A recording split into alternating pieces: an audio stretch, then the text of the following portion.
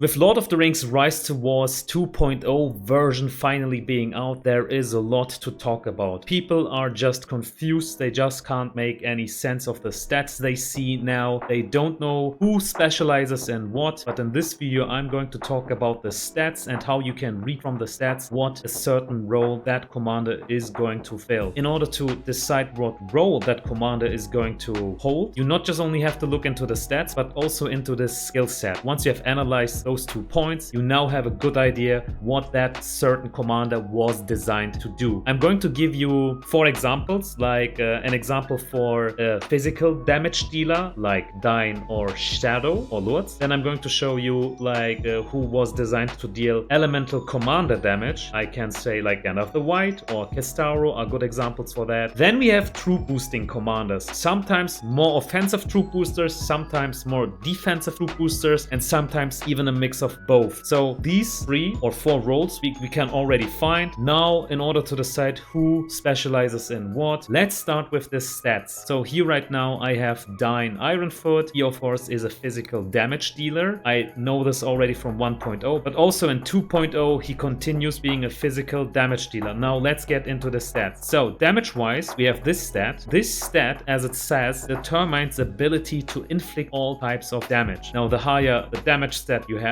the higher your physical damage is going to be, and also your elemental damage, be it burn, poison, or focus damage. So damage stat is boosting the physical stat and also the elemental stat. It's not the other way around. Like if you increase the physical stat attack, you will not increase your damage stat. It only works one way, not both ways. The same goes for focus. If you push focus, you cannot push the overall damage stat. That being said, you now also have an HP stat. Like this is the HP of your commander. Once this stat reaches 0, your commander will stop dealing damage in a fight. And also, if your commander is the leader of a formation, if his HP is at 0, you can no longer move with that formation. You need to go back to your settlement and heal that commander up, and then you can move once more. Then you have the command stat. And the command stat, what it does is, well, it is increasing the overall damage by your army, and also it's giving you some damage mitigation for that army. So that is, you're boosting the damage of that army while reducing the incoming damage overall. Then we have I already mentioned this a bit, the attack stat. The higher your attack stat, the more physical damage you are going to deal with your commander. And you also have like this stat, but for your units. It is also specifically mentioning unit attack on the item. That is important because you have 2 attack stats. Attack stat for your commander and attack stat for your units. As far as I can tell, the attack stat here is only reflecting your commander's attack stat. So if you are a troop boosting commander, you don't want this stat being pushed, you want the unit attack stat being pushed. Correct me if I'm wrong, but this is how I understood it so far. The same goes for the defensive stat. It is reducing the incoming physical damage for your commander. If you want to reduce the physical damage for your units, again, you need to boost the plus defense for your units instead of commander. Then you have the focus stat. This is just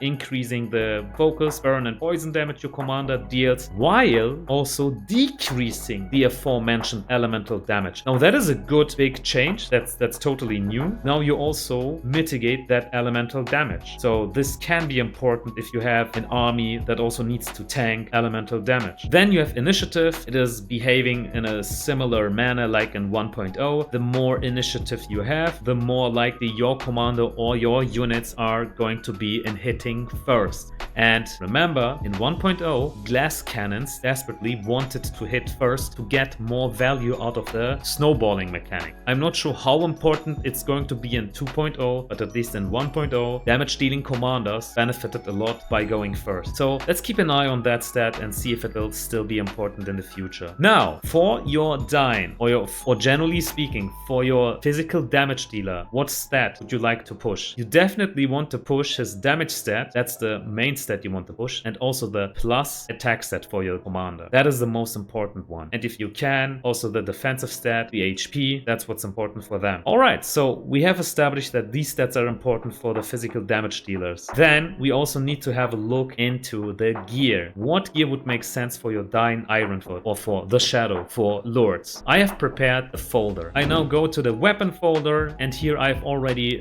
separated all the items, like Best and Sword for elemental damage damage dealers, best in slot for physical damage dealers, and also for troop boosters. In this case, we are going to go into the folder for physical damage dealers. So these are our options. We have the Axe of Khazad-dûm being the #1 choice for physical damage dealers. This item has the highest amount of damage for your commander, while also having the highest amount of damage for like the attack for your commander as well. It can be equipped by dwarven commanders as well, which makes it the best in slot choice. Then you also have the Black Bow, but unfortunately Dine can't equip it. That is just the second best slot for these type of commanders, like man damage dealers, Maya damage dealers like Gandalf the White, etc, etc. So you get the gist of it. You go by commander damage, then by commander attack, and then I do the same for armor. I just go into my folder here, commander damage physical. What items have I selected here as best in slot? These 3 pieces. Why did we go with that? Well, the Berserker's Raiment could be #1 because it also has the bus initiative, which Dine lacks a lot. So by boosting that, we also take care of that weakness of Dine, while also having decent plus attack and some HP for him. I may be wrong here. Maybe you could also go with the Warborn Battleplate. It has a bit of more HP, less plus attack, but lots of plus defense for Dine's survivability. Only time will tell which of these items will be better. In contrast to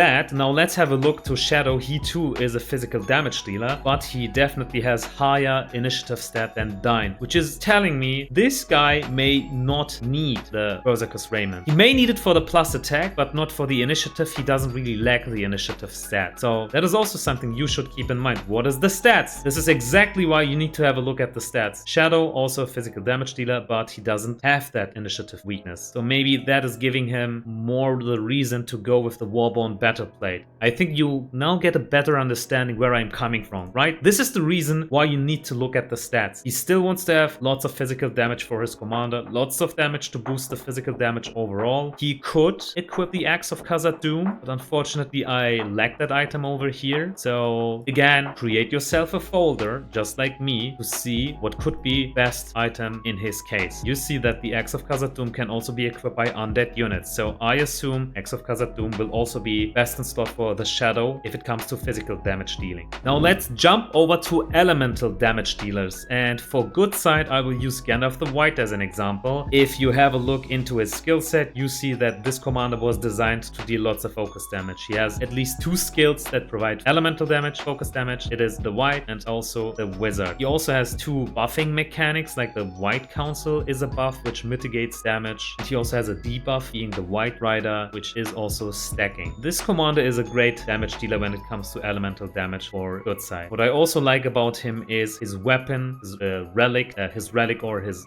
unique, call it whatever, is also boosting elemental damage to a fair amount. Focus damage and also physical damage here. Back to the Shadow is just an insane effect. I think this is still among the best Respect 10 items in the game. So let's go back to his stats. An elemental damage dealer also wants to have lots of damage because damage is also boosting focus. Focus is boosting his elemental damage overall, and then you may also want some HP and plus defense for your commander to make him survive as long as possible. Gandalf the White in this case doesn't really lack the initiative stat, which is why you don't have to really pay attention to that. Now let's look into the best in slot gear for him. So we are back in this folder view. I have prepared the commander damage for elemental damage dealers here. Once you go in, you see my #1 choices are here. If you can get a hold of an obsidian dagger, this for sure is one of the best items for Gandalf the White. He is a Maiar, can equip it, tons of focus, tons of plus attack. Some initiative, you don't really need it, but it has it, so we won't say no to it. There isn't really a better choice than that. You may go with the Morgul Blade instead. Gandalf the White can equip it. You see Maiar. This too is a very nice choice. It may lack a bit of focus, but it has plus defense instead. And only time will tell which one of these weapons are better for Gandalf the Grey. But the point stays the same. Look at the commander damage and then look at the focus for your elemental damage dealer. You apply the same logic for his armor piece. Like go back to the view and then decide, hey, out of all these options I have, what is the best in slot? So if it comes to armor, you have HP and high focus on the protection of Numenor. I consider this the #1 choice for Gandalf. As a secondary choice, you could also go with the Great Blade of the East. It has high HP, high focus, and some defense. And I'm not sure which one will survive the test of time, but I assume it's going to be protection of Numenor. And while Gandalf was a good example for good side, let's also look at evil side, what elemental damage dealers they have. I will use Istaro as an example. If we have a look in his his skill set, he has at least 3 skills that deals focus damage. His top respect 0 skill,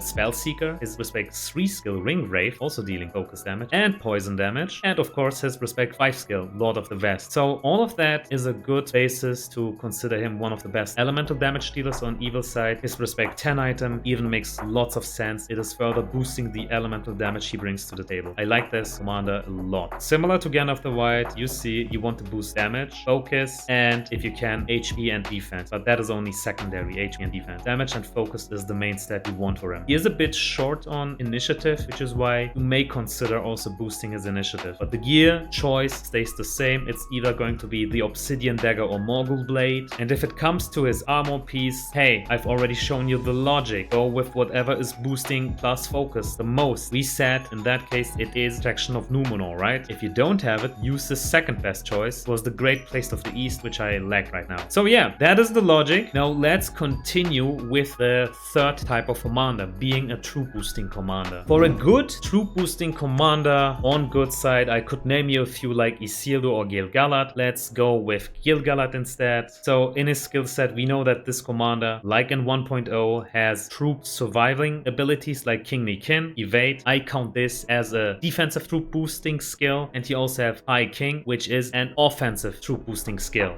So Gil has a luxury of having both, and he even received a new one called Alliance Leader. Each time damage is dealt, the next instance of damage dealt by the commander's formation increases by a certain percentage. So Gil has 2 offensive troop buffs and 1 defensive one. So only by looking into his skill set, you already know Gil wasn't designed to deal elemental or physical commander damage. He was designed to boost his units. Now let's have a look at Gil's stat and see what could make sense for the damage boosting commander. So I wouldn't really boost his physical commander stat since he doesn't deal physical damage really. Instead, you want to have plus unit attack and plus unit defense for him. He also doesn't want to have his focus stat being increased. Well, you may benefit from the elemental damage being mitigated, but that's also not what he wants. So just by having a look into his skill set, I saw that he's providing lots of buffs for his units. That told me I need to focus on plus attack and plus defense for his units. Now let's go back into the folder and see what items would be best in slot for him. If it comes to his weapons, alright, now we go to the troop boosting folder. Here are the number 1 choices for him. I'm going to open the very best first choices. One of the best choices is for sure the Gigantic Hammer, but Elven commanders cannot equip it, so we have to skip that number 1 choice. All of a sudden, the Elven White Knight is his number 1 choice. Why? Because it can be equipped by elves, it does bring a lot of command to the table, and the more command you have, the more damage your army is going to deal, and also less damage they will receive. They get lots of plus attack, some defense. If you don't have the Elven White Knife, then let's continue. Hey, you see, the Magic of the Iron Hills is a secondary choice. Also lots of command. It can be equipped by Elven commanders. It has a mediocre plus attack boost, but it's still better than any other option you have. And even if you may receive some plus attack for your commander, you have it, but you don't really excel in commander damage. We are only here because of the plus attack. And in a similar manner, you now have to choose the best in slot armor for you.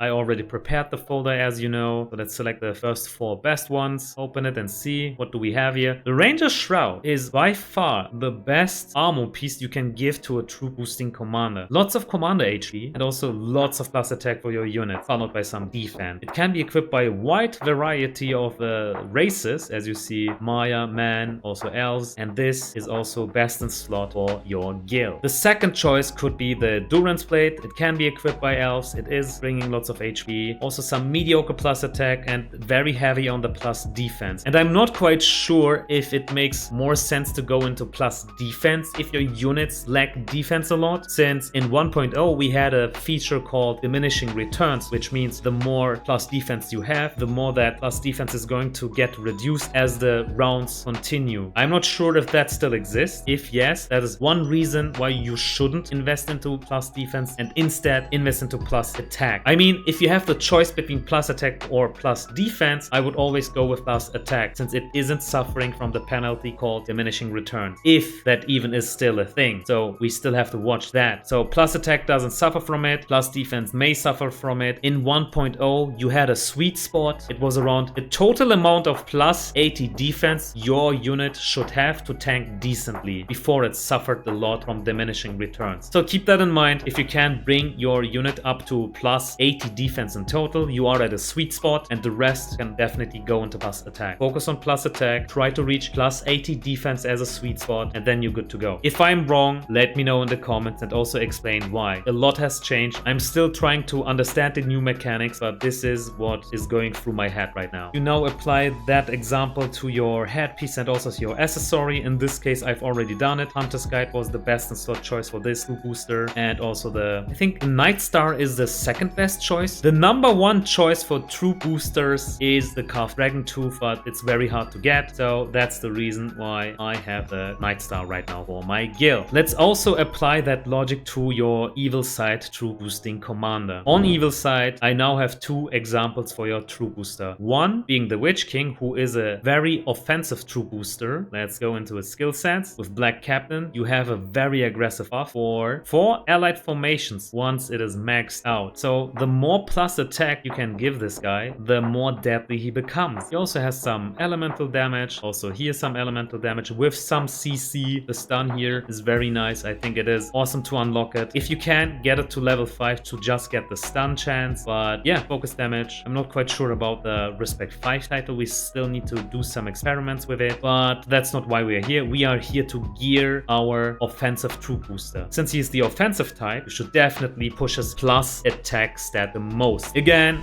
we have the folder view. What could be the best plus attack boosting item in the game for the Witch King? Let's have a look. So a plus attack unit booster. The Witch King is an undead commander. He can't equip it. There is race restrictions with the items. We continue. Is it the Elven White Knife? No, he can't equip it either. It is race restricted. Now what is left? We have the Matic of the Iron Hills. That could make sense. Look at this. Undead units can equip it. It has plus 8 attack. It may be a bit of a waste because of the plus 5 attack or the commander. We don't really benefit from him, but still there isn't really another weapon that has plus attack and plus 100 command that is giving you the best stats for your Witch King. You may consider the Reckoning a rival. I'm not sure if you really want this weapon. We still need to test and see which one will perform better. Well, Reckoning isn't really aggressive. Reckoning may have the plus 120 command, the highest command, but it is lacking lots of plus attack. So this is also why I'm not sure which one will be better. We need to test the Matic of the Iron Hills, have a side-by-side comparison with Reckoning, and see which one truly survives the test of time. As a third option, we do have the Black Mace, lots of command, some plus attack, but it is more focusing on the commander stat, defense, and focus. And that's where I think we may lose a lot of value here. So that is telling me I should go with either Reckoning or the Matic of the Iron Hills. So you see, I was looking at the command stat. I was also looking at the plus attack stat, since that's what an offensive true booster wants. And in contrast to an offensive true booster, we also have a defensive true booster. The Undying is one of the best examples for it. Let's get going with the skill sets. He has 2 aggressive commander skills which deal physical damage, being Undertaker and Weapon Master. So you could play your Undying as a hybrid, so to say, or as a physical damage dealer. But why should you? You have the Shadow and Lords as the best physical damage dealers. They outperform the Undying in that regard. So that tells me I should play this guy as a troop booster. But how is he troop boosting his units? He is doing it with evade. He's giving them a chance to survive the incoming damage. And he also is healing them with burst healing on round 4 if maxed out. So he has evade and also burst healing to provide troop survivability. Alright, now I know that this is the power of this commander. A defensive troop boosting style. Let's look at his stats and see what you want to boost for this commander. Since his damage is coming from units, you definitely want to boost plus attack and also plus defense for this commander. The Undying in this case has overall good stats, like a bit of everything, but I still would focus on plus attack, plus command, and then plus defense, and you don't really need initiative for him. Undying doesn't really need to go first, since he doesn't benefit from initiative. Buffs are being activated before a battle begins. He could benefit from initiative for Undertaker and Weapon Master, but we aren't playing him in this physical damage type. We are playing him as a buffer, and the troop buffing commander doesn't really need initiative. The buffs are being applied before the battle starts. And also, look at the second wind. It is a healing ability. You want your units first being attacked before you apply the healing, or it would be just overheal, and that would be a waste of healing. And how would I equip my Undying in this case? Again, we go to the same weapons. We see which one has the most plus attack. We see if that item them has a race restriction or not. Unfortunately, this one has, so we can't equip it. We skip forward. This too